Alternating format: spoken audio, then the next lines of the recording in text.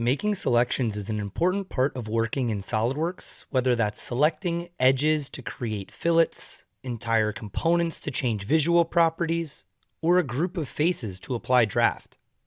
These are all just a few examples of changes that we can make to our model that require selections to be made. But what happens when I have multiple selections that I refer to frequently? I could go back and make all my selections manually, but if I accept the feature or change, how could I reselect those entities? If I wanted to make those selections again, I would have to manually go back and select each entity individually. What if there was a tool we could use to save these selections so we could reference them in just a click of a button? Let's find out how in this 2-minute tech tip.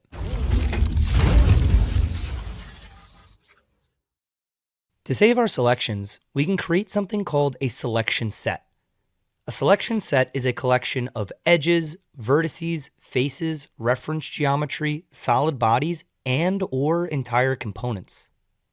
To create a selection set, hold Control on your keyboard and select the entities to group together. In this case, we will grab the red faces of the skateboard.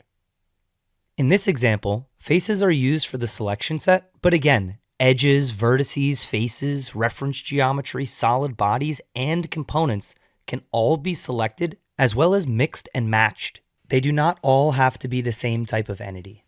Once you have all your selections highlighted, right-click in the graphics area and choose Selection Tools, Save Selection, New Selection Set.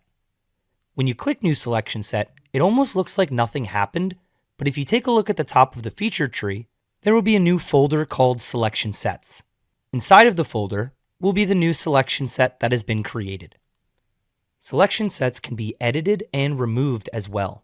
By right-clicking and choosing Rename Tree Item, we can rename our selection set to more accurately understand what the set consists of. Selections can also be added to the set after the fact by selecting a new entity, right-clicking in the graphics area, choosing to save selection, but this time, instead of choosing New Selection Set, we have the option to add it to an already existing set. Individual items can be removed as well by right-clicking from the feature tree and choosing Remove from Selection Set. An important thing to think about is that these selection sets do not have to be multiple components like we saw in the previous example. Using a large assembly or model where components may be difficult to select, a selection set can be created to access that component with ease. Selection sets are a great way to save time when repeatedly selecting the same entities, allowing the user to make all their selections with just one click.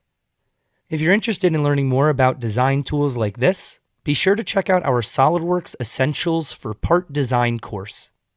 Thanks for watching.